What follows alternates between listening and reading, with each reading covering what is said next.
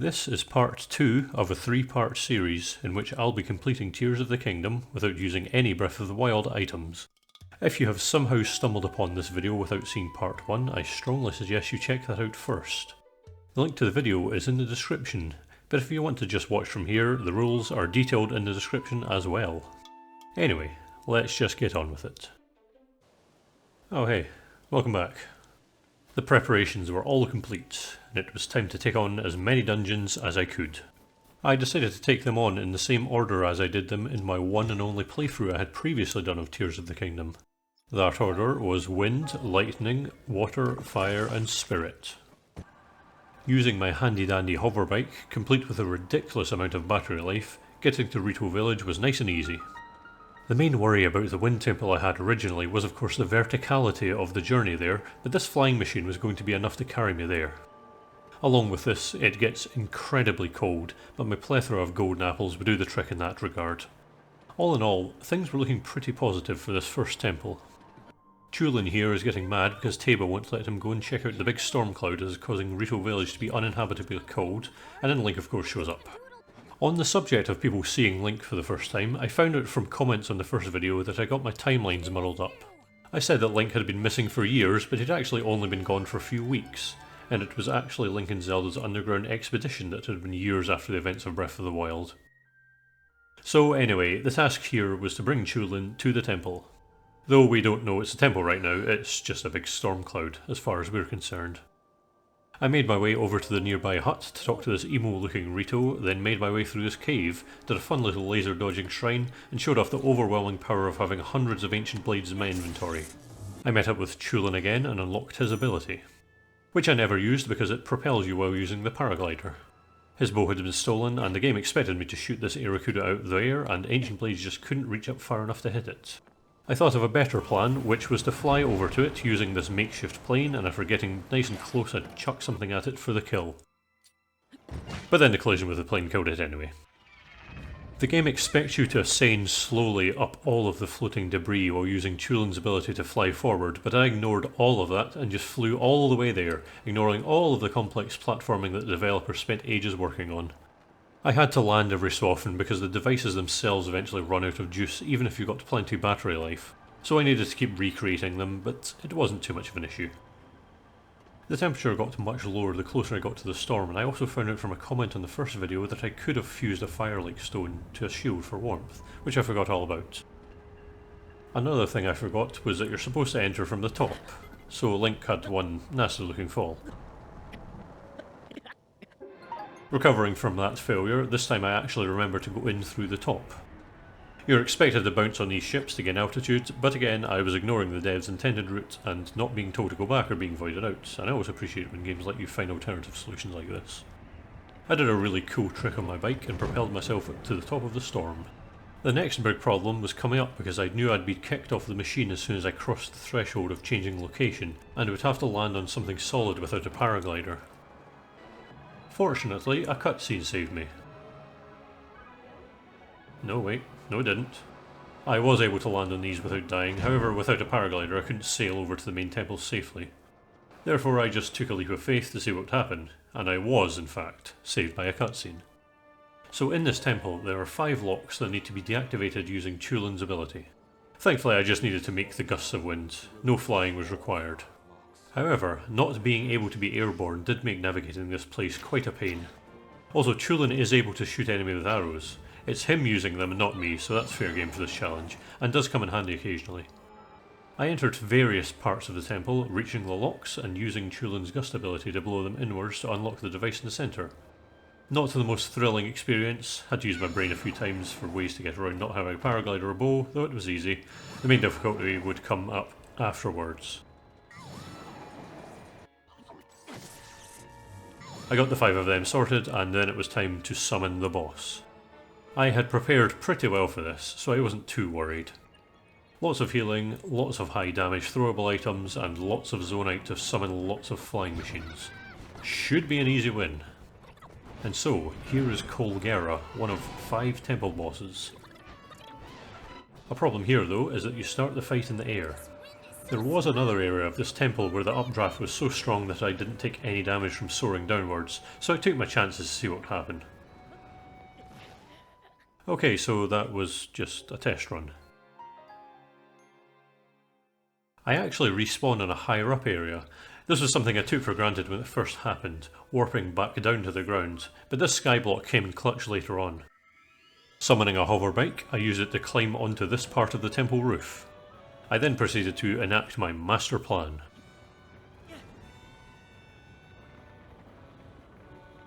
Alright, so I needed more altitude, so I just built a bunch of more skyblocks and stuck them together, which was a much better solution. Okay, how about 3? It became very clear that throwing ancient blades wasn't going to work.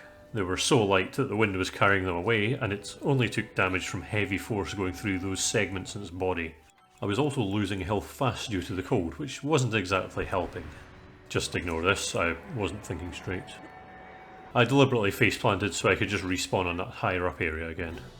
I horrendously mistimed my first attempt at nosediving through its body, however from this I learned that I could just void out and then respawn back up here without dying. Forcing myself to be patient and take this nice and slow, I waited for it to throw the icicles at me, then afterwards dived through the ice sheets of its body to deal damage. After that, I would just dive straight down into the bottomless pit and respawn back up top.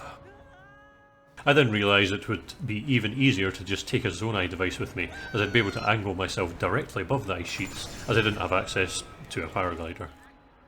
Having no paraglider also meant this happened sometimes. Combining that with no bows meant I had to angle myself with a hover bike and make sure that the ice sheet wasn't directly above solid ground. It was made more annoying by how it sometimes would start moving immediately after the ice sheet was exposed rather than waiting a few seconds, so it was an awful matchup for me. Eventually though, I did manage to get it 3 times without dying.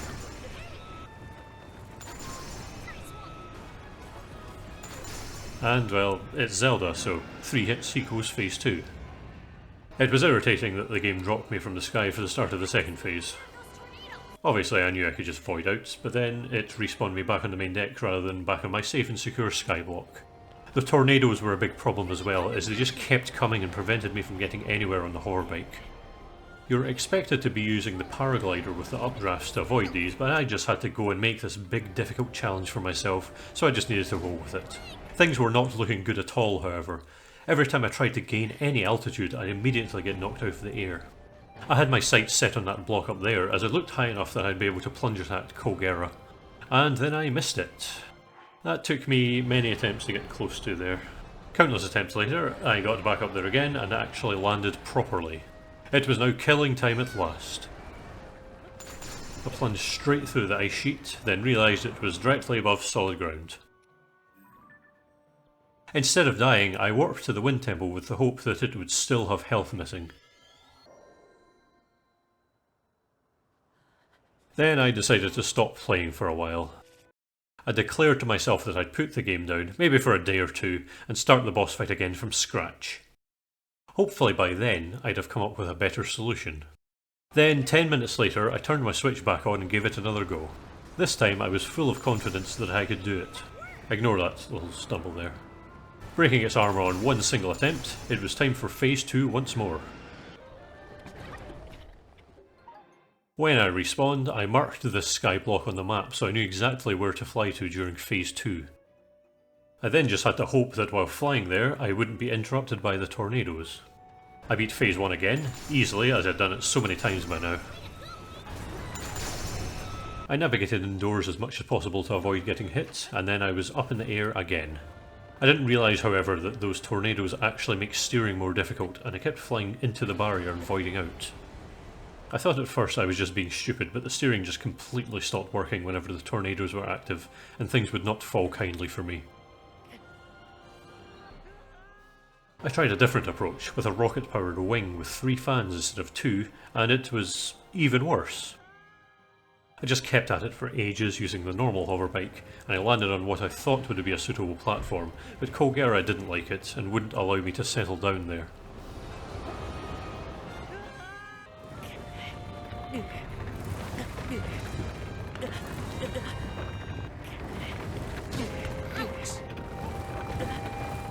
Eventually it stopped camping my spot and I was able to start attacking.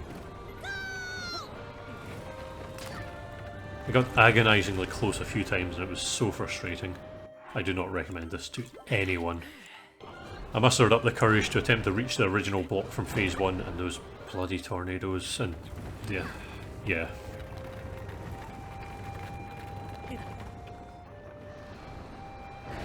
I finally reached the platform I was gunning for after about 2 hours and then the attack began.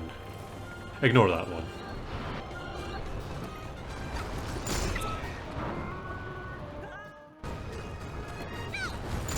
And so, after many hours of attempts, I did one final plunge and Colgera met its demise. So yes, Colgera is in fact perfectly possible to beat without any Breath of the Wild items. It's just unbelievably difficult. I got a heart container, then Chulin got the Sacred Stone, a cutscene played, he became a sage, etc, etc. And all the snow melted in Rito Village. It would have flooded the place, but let's not nitpick. The area in Twilight Princess that Morpheal is in drains like 1,000,000 litres of water immediately after you win. Physics in Zelda games never make much sense. Credit to BotW for this footage, by the way. It's from a speedrun of his I had playing on my other monitor while editing this. Great speedrunner, great musician, and unbeatable at Twilight Princess. Which is also my favourite game, and I'll definitely make videos on it in the future. Anyway, I got Chulin's Vow, meaning I could summon him at any time.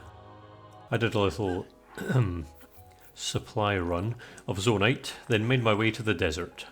I'd already visited the shrine at the Karakara Bazaar, so I could easily get there.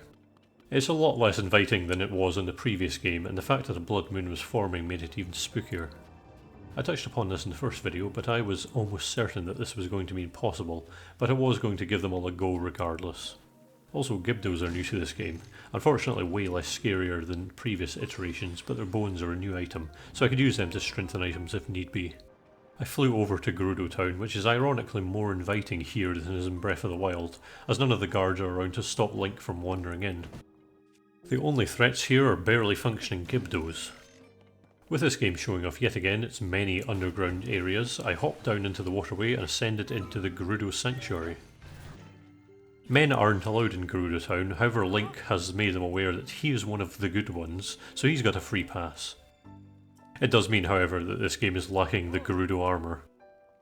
Never forget what they took from us. Right, heading into the North Gerudo ruins, I needed to meet Riju, who was trying to perfect her new technique. And you know what that was missing? Link's help. And what is required to offer said help? Yeah, not helpful for me. I tried everything that was legally available to me.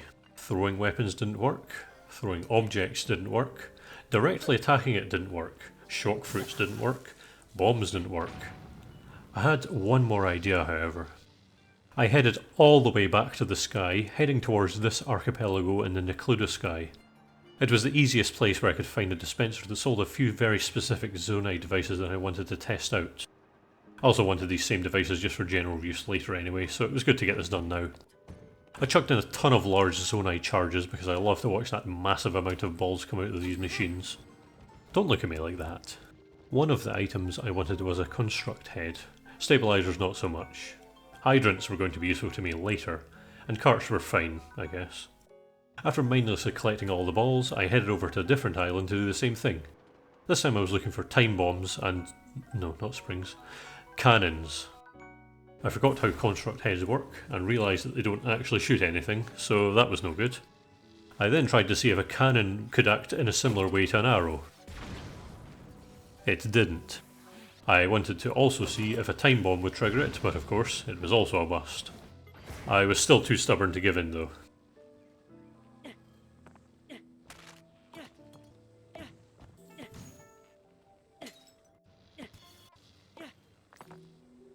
The answer is no. You absolutely cannot even enter the Lightning Temple without firing an arrow. And even if I did manage to get inside, you also need to shoot them to activate the panels. Therefore, impossible. Next destination, Zora's Domain.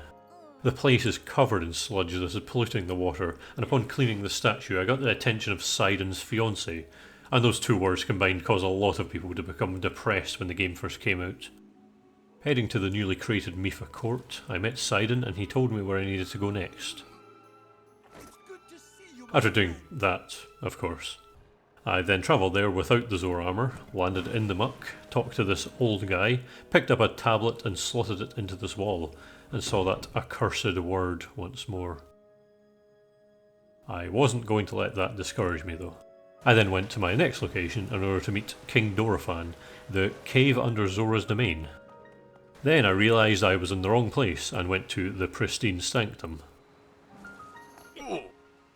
I talked to the king and he gave me 5 king's scales.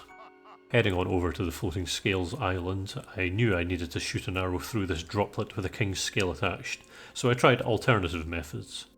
The first idea was of course just throwing one through the droplet. I actually got it through and nothing happened. I attached it to a weapon and threw it through the hole and nothing. I was in denial, so I reloaded a few times and kept trying the same methods, and I eventually just had to concede and say that it was not going to be possible. The water temple, just like the lightning temple, cannot even be entered with these restrictions.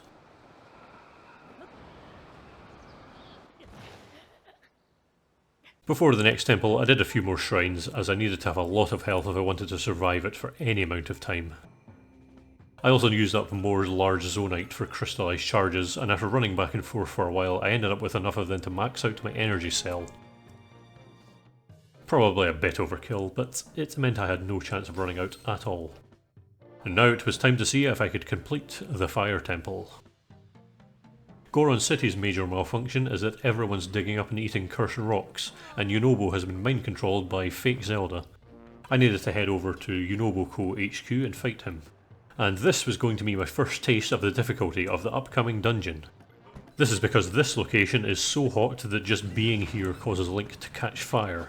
And without any access to the Flamebreaker set or fireproof elixirs due to them being in Breath of the Wild, I had to just be on fire at all times while constantly healing. Regardless of that, I beat him and the mask came off, he returned to normal and I unlocked his power, which I actually could use. I needed to do something about this fire though. If only I had some kind of object that could put out fires. Splashroot came to the rescue, resetting the timer for taking damage from fire. I was low on them though, and I couldn't duplicate them using my one working glitch as they would all burst when dropping them, so this wasn't going to be sustainable. However, hydrants certainly are sustainable. Just don't ask where all the water comes from. I gave it a test run and it completely negated any of the fire effects. I now had a perfect solution to the biggest problem about the Fire Temple.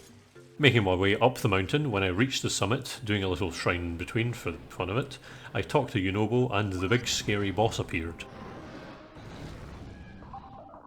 It's not difficult, you just fly over it and launch Yunobo at its heads to destroy them. Despite that, I still did make a mistake at one point.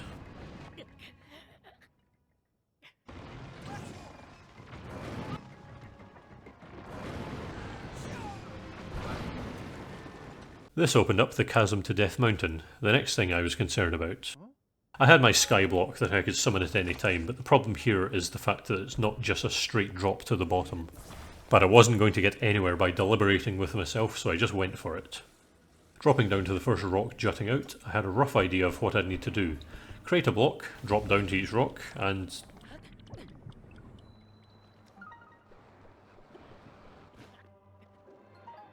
Okay, attempt number 2. Attempt number 3.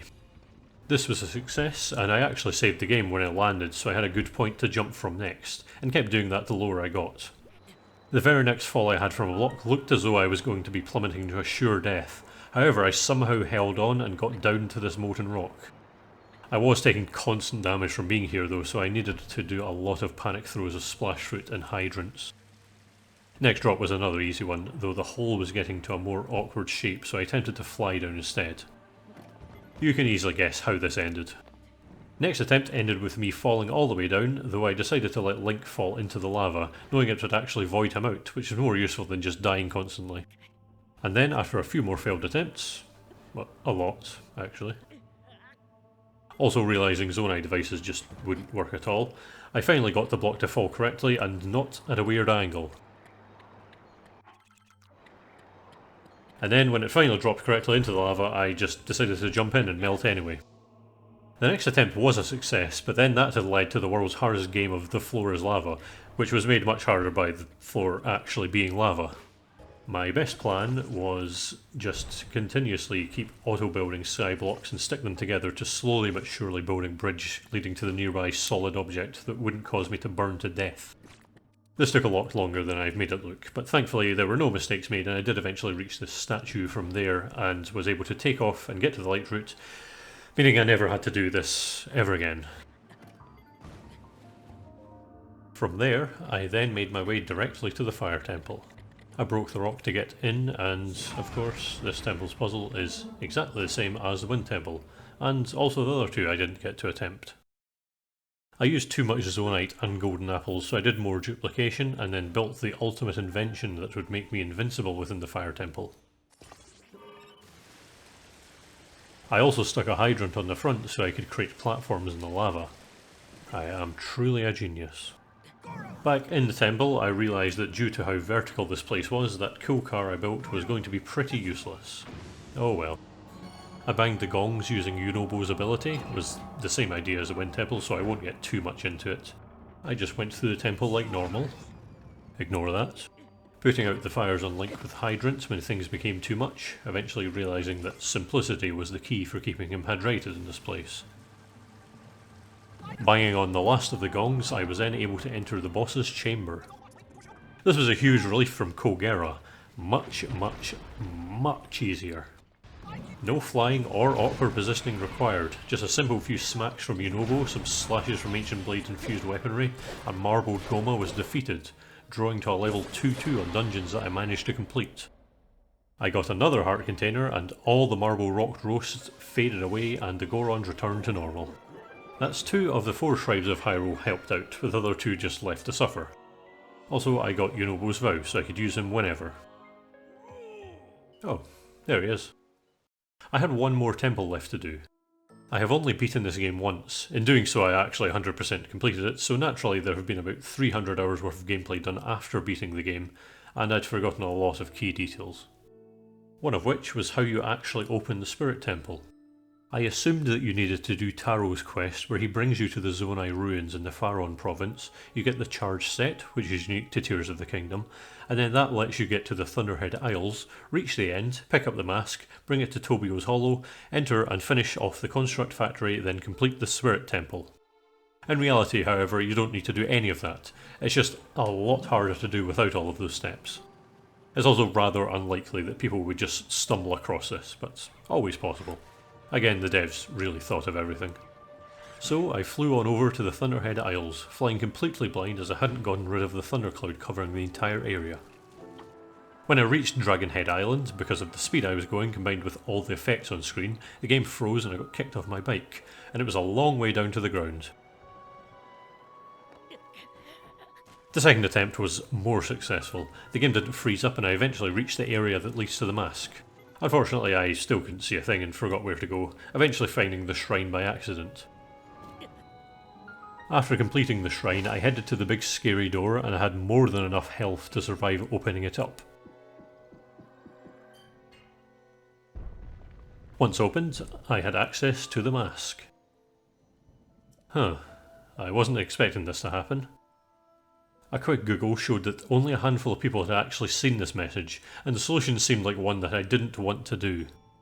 But I wanted to beat as many temples as possible before taking on the end of the game, so I had no choice.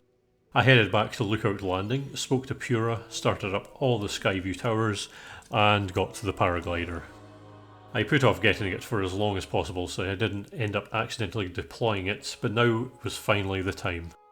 I don't know why they made it so that you need the paraglider to do the Spirit Temple, but that's just how it is. What I was also dreading was the fact that you actually need to get launched out of this before you can actually leave here, which is also the only way to map out regions. Of course, an easy solution to this is just a warp before hitting the ground, so no use of the paraglider was required. Also, I talked to Pure afterwards and actually finally got the quest telling me to investigate all the problems happening in Hyrule, and there was a unique dialogue for me having already completed the Wind Temple and Fire Temple specifically. Again, they really thought of everything. Yeah. Returning to the thundery Sky Islands, I was able to properly interact with the mask.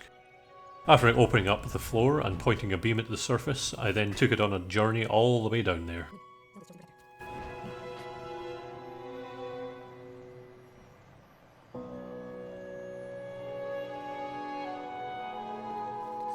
Putting the mask on its little pedestal, the entrance to the depths opened up completely against my predictions. Taking it inside, I was able to then do the 5th temple. Well, not yet actually. I had to build a mech body for Minoru by picking up parts from the various depots of the construct factory. So it was time for some little puzzles to get the 4 body parts back to the main body. I got the left leg, then the right arm, then the left arm, then finally the right leg. And I used this bridge schematic to skip 2 of the 4 puzzles. Once that was done, Minoru's physical form was created in the form of a giant mech, and from there we rode towards the Spirit Temple. Well, some prep was needed first, but after that I made the pilgrimage towards the temple. I somehow ended up at the wrong entrance, and disappointingly couldn't just go in alone, so my bridge was the saviour of the story once more as I got into the temple with Minoru.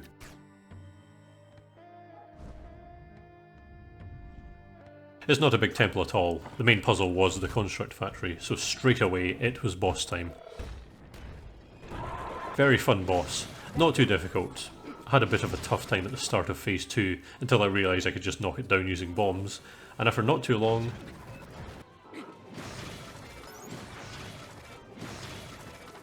I was done. I got another heart container and then also got Minoru's vow. 3 temples out of 5, not bad at all. And that's where we'll end things for today. Next time, in the final chapter, I'll be taking on the last boss. I hope you join me for that, and if you want to see more of this, and also want to check out the rest of my videos, please do consider subscribing, and I will see you in the next one.